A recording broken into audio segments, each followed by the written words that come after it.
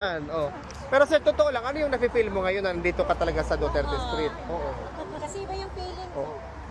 Oo. Feeling sir, feeling. Feeling mo? Sir, I'm angry. Sabay tawa, I'm angry.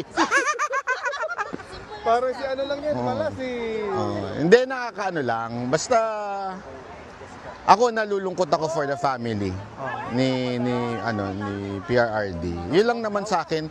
Kaya alam nyo, dapat talaga natin isipin yung pamilya, suportahan yung pamilya. Yun lang. Kasi nakakalungkot for them. Isipin mo yung father mo nasa loob. Dadalaw, bibigyan ng chance, 1 oras, 2 oras. Diba? Kaya yung mga nagbibiro tungkol kay PRRD, yung kalagayan niya dito, mga demonyo yung mga yan, mga animal yung mga yan. Kasi tayo naman, bumabanat din. Pero pag nakikita na natin yung kalagayan ng tao, halimbawa yung kay Chris Aquino, diba nakikita natin gano'n. Hindi na natin inaano yun. Dapat ang banat lang yung issue. Huwag na natin yung idama yung mga iba pa. So, mga sensitive na bagay, hindi na dapat pinag-uusapan yon. Ano pa ba gusto lang gawin kay Pangulong Duterte? Nasa kulungan na nga. Tapos gagawin yung pambiro ng mga iba dyan, nila Vice Ganda. Yun lang. So, maging sensitive naman tayo. Merong hangganan ng pagbanat eh. Yun lang. Is it your first time dito sa Netherlands, sir? Hindi. Marami ba? So alam mo na yung mga pasikot-sikot? Sa Amsterdam. Dito sa The Hague, hindi. Sa Amsterdam. Tahimik kasi doon sa Amsterdam eh. Tsaka at least doon relax ka. Kasi tahimik, madilim, di ba? Sir, pag Denmark, mas free Anton. Oo. Sa'yo dito. Oo. sir, minsay ka kay Alvin Antoriza. Oo, mensahe mo nga sa akin.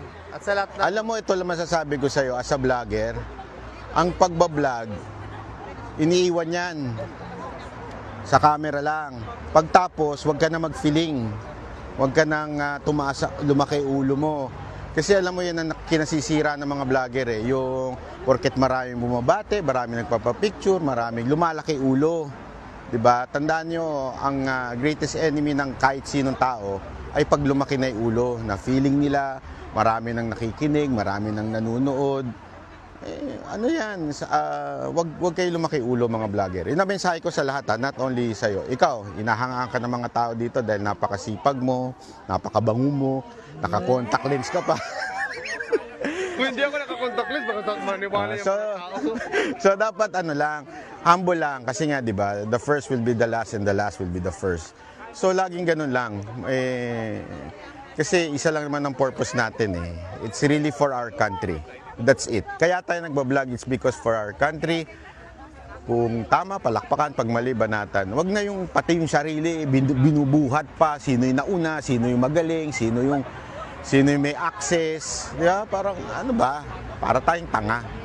Ang tatanda na, lalo na yung mga matatanda dyan, amoy lupa na, panay pa yung pagyayabang. Tama na yung kayabangan ninyo. Yun lang. Mas